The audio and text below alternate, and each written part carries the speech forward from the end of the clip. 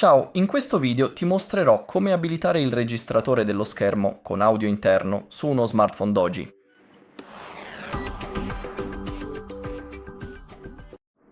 Ok, è davvero facile.